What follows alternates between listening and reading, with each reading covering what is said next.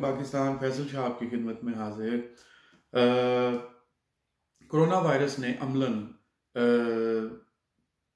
पूरी दुनिया को इस वक्त मुअत्तल करके रख दिया, और अगर इसको ये कहा जाए कि इंसानी तारीख में इससे बड़ी खौफो हरास की फ़ज़ा शायद कभी नहीं देखी गई। इतनी बड़ी तादाद में खौफो हरास मुख्तलिफ मौक़े पे, मुख्तलिफ मकामात पे ज़रूर इंसानी ज़िंदगी में आया, मगर इतनी बड़ी तादाद में इंसानी ज़िंदगी को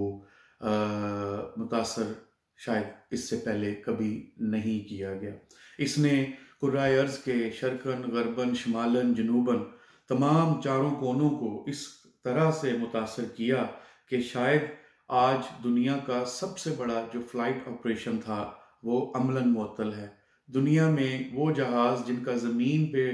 क़याम कम और फ़िज़ा में ज़्यादा रहता था, वो अमलन इस वक्त पिछले कितने हफ्तों से, महीनों से ज़मीन पे खड़े हैं, और तब कब तक खड़े रहेंगे ये अल्लाह ही बेहतर जानता है। और इसी तरह गाड़ियाँ, सनती मशीनें और अमली ज़िंदगी में अपनों को अपनों से बेगाना कर दिया। मैं ये अगर ये कहूँ कि क़यामत सुगरा की ये एक मिसाल है या ये एक तस्वीर है जो हम इस वक्त तारीख़ में देख रहे हैं, तो गलत नहीं होगा। क़यामत सुगरा उन लोगों के लिए ज़रूर है जिनके अपने इस दुनिया से इस कोरोना वायरस की वजह से गए, और वो उनको ना कंधा दे सके, ना उनके मुंह दे सके, ना ही उनको अपने हाथों से कफन दफन और गुस्ल दे सके। अल्लाह ताला कोरोना वायरस के वजह से इस दुनिया से जाने वालों की मग़फ़िरत फरमाए और उनको जन्नतुल फ़िरदौस में आला मकाम अता फरमाए और उनके प्यारों को सब्र जमील अता फरमाए। आमीन सुम्मा आमीन। कोरोना वायरस के बारे में कुछ ज़्यादा मालूमात तो मेरे पास नहीं है, ना मैं कोई बहुत बड़ी आपसे किताबी और वो बातें शेयर करना चाहता हूँ, लेकिन जहाँ मैंने इसका मुशाहिदा किया तो मुझे एक बात समझ में ये आई कि साल 1979 अमरीकी स्पेस स्टेशन जिसे कहा जाता है, वो स्काई लैब के नाम से अपने मदार से हटा, उसका राब्ता मुनक़ते हुआ, और बिल आखिर रात के आखिरी पहर करीबन शायद 12 से 2 या 4 बजे के दरमियान ऑस्ट्रेलिया के एक साहिली कस्बे जो इससे पहले गुमनाम था, और उसकी शायद वजह शोहरत उसके बाद सिर्फ और सिर्फ स्काई लैब से ही मंसूब रहेगी कि यहाँ पे स्काई लैब गिरा था। ऑस्ट्रेलिया के एक साहिली कस्बे एस्पेरेंस के शोल्डर पे वो बॉर्डर पे जाके वो गिरा, और वो कस्बा रातों रात पूरी दुनिया में मकबूल हो गया। लोगों को उसके वजूद का भी अदराक हुआ। अब यहाँ से दो वाक़यात निकले। एक वाक़या ये हुआ कि अमेरिकन नासा और मेरे ग़ालिबन वाशिंगटन पोस्ट ने, शायद उस वक्त के अखबार ने जो आज भी मौजूद है, उन्होंने ये ऐलान किया कि जो इस का सबसे बड़ा टुकड़ा दरियाफ्त करके लाएगा उसको 10,000 अमरीकी डॉलर इनाम दिया जाएगा, और कस्बे के तमाम लोग उसकी तलाश में निकल पड़े। और चूँकि इसका मलबा मीलों फैल चुका था, ये कोई आसान काम नहीं था, बहरहाल लोग उसको तलाश करने के लिए निकल पड़े, और एक 18 साल के लड़के को बिल आखिर उसका सबसे बड़ा टुकड़ा मिला, जिसके पास अपना पासपोर्ट भी सफ़र करने के लिए उस वक्त नहीं था, और उसने मुतल्लिका हुक्काम से रब्ता किया, और उन्होंने रातों रात उसका सफ़र का भी इंतज़ाम किया, और जिस तरह से भी मुमकिन हुआ अगली सुबह उसको वाशिंगटन पोस्ट के ऑफिस में पहुंचा दिया गया, जहां पे उसकी तस्वीरें शाया हुई उस टुकड़े के साथ, और उसको 10,000 डॉलर का इनाम देके वापस रवाना कर दिया गया। उसके साथ साथ कस्बे के बाकी लोगों ने उस स्काई लैब के जितने भी टुकड़े उन्हें मिल सके वो उन्होंने इकट्ठे किए, जो मुतल्लिका हुकाम के हवाले किए गए, और साथ ही साथ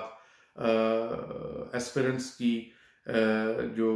जिस डिस्ट्रिक्ट के ये अंडर आता था, उस डिस्ट्रिक्ट की काउंसिल ने बाकायदा, उस सिटी की काउंसिल ने बाकायदा नासा को एक नोटिस इशू किया कि आप हमें $400 का जुर्माना, ऑस्ट्रेलियावी डॉलर का आप जुर्माना हमें जो है वो अदा करें, क्योंकि आपका स्काई लैब हमारी हदूद में गिरा और इसकी वजह से बहुत गंद और मलबा दूर तक फैला, जो हमें साफ करना पड़ेगा, जो कि कभी भी अदा नहीं किया गया। बिल आखिर गालिबन 2002 या 2012 में अगर मुझे तारीखें सही याद नहीं है तो माजरत चाहता हूँ, उसको कैंसिल कर दिया गया, लेकिन वो तारीख का एक हिस्सा ज़रूर बना, जिसका अमेरिकन ने तो मज़हब का उड़ाया, मजाक उड़ाया, लेकिन ऑस्ट्रेलवी इसके मामले में बहुत देर तक संजीदा रहे कि हमें ये जुर्माना लेना है। इसके साथ एक और लहर, जिसे खौफो हरास की लहर ही अगर कहूँ तो गलत नहीं होगा, वो वस्ती एशिया और चलती चलती वो पहुंची मुत्तहदा अरब अमारात और मिडिल ईस्ट तक,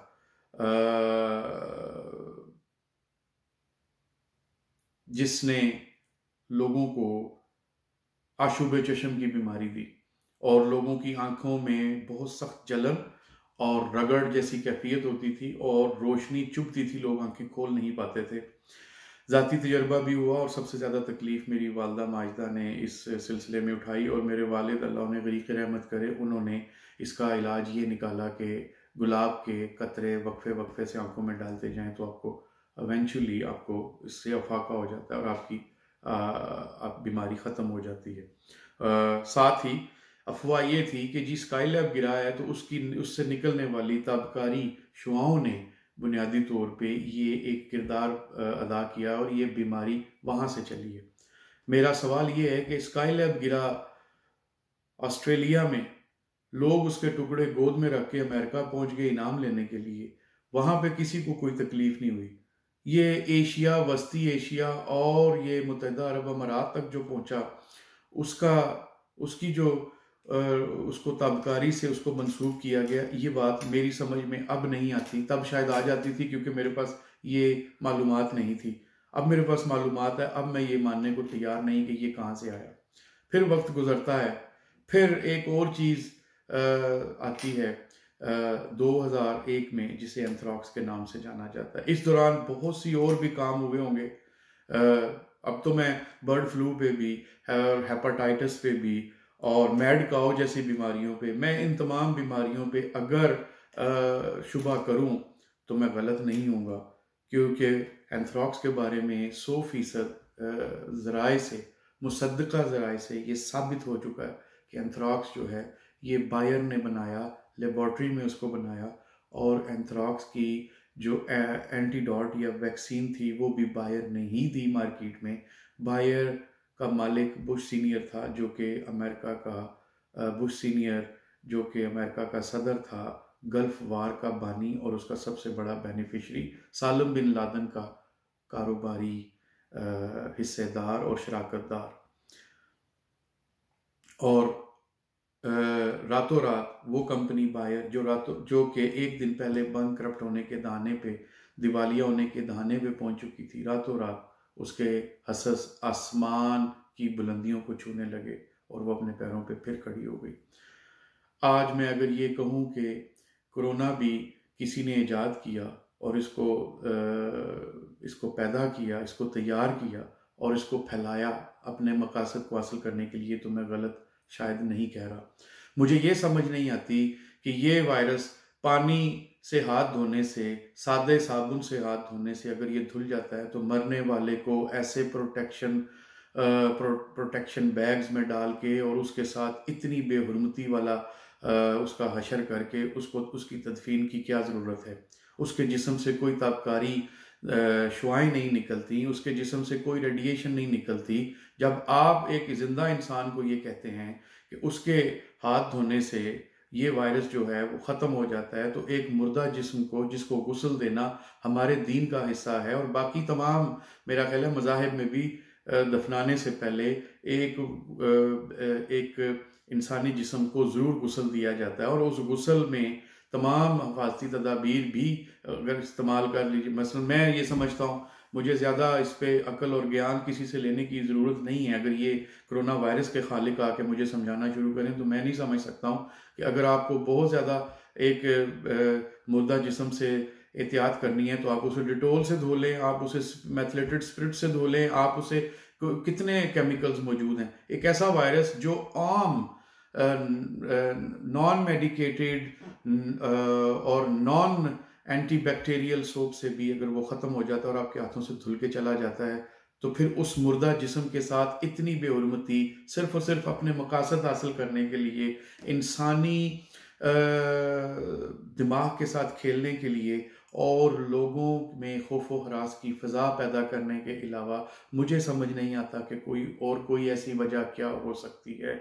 मैं वो प्रोटेक्शन बैग्स की वजह भी नहीं समझ पाया, मैं वो प्रोटेक्टिव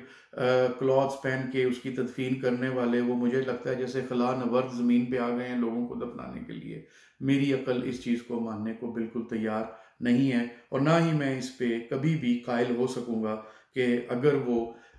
एक वायरस है, बैक्टीरिया नहीं है, इसकी भी तो जिहाद जो है वो इस वक्त लोग बातें करते हैं। और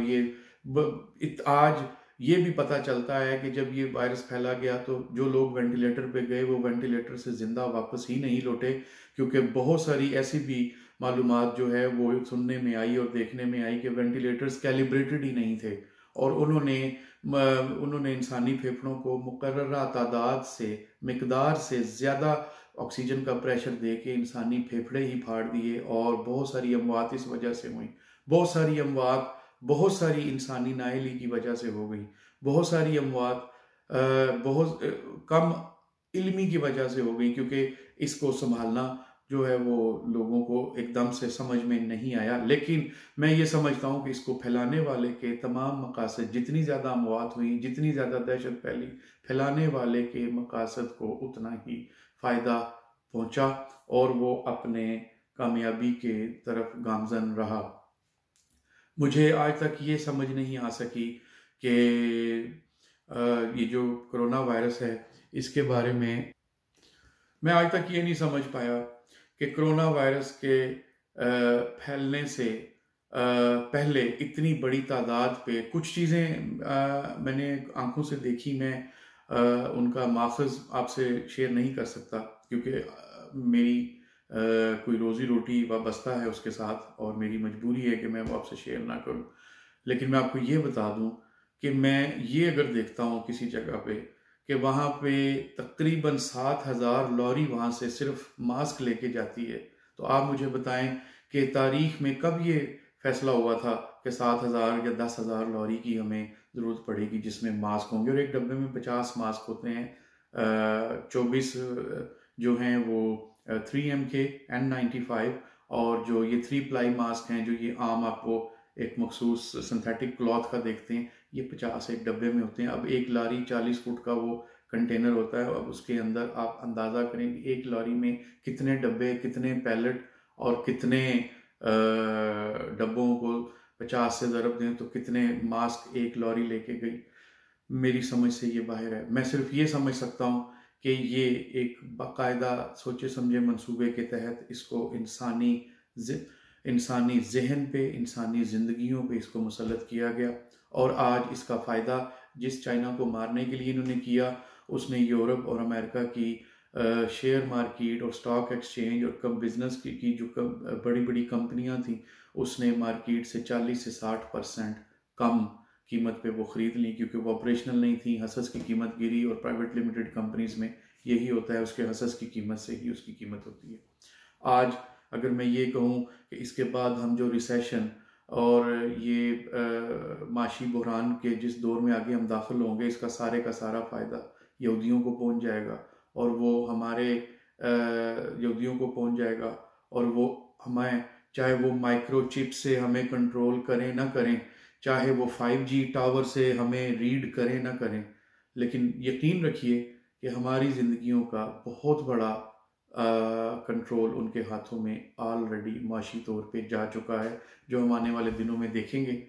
मैं सिर्फ और सिर्फ अपनी वीडियो को अब मुख्तसर रखते हुए आपसे इजाज़त चाहता हूँ इस दुआ के साथ कि अल्लाह ताला पाकिस्तान का, पाकिस्तानियों का,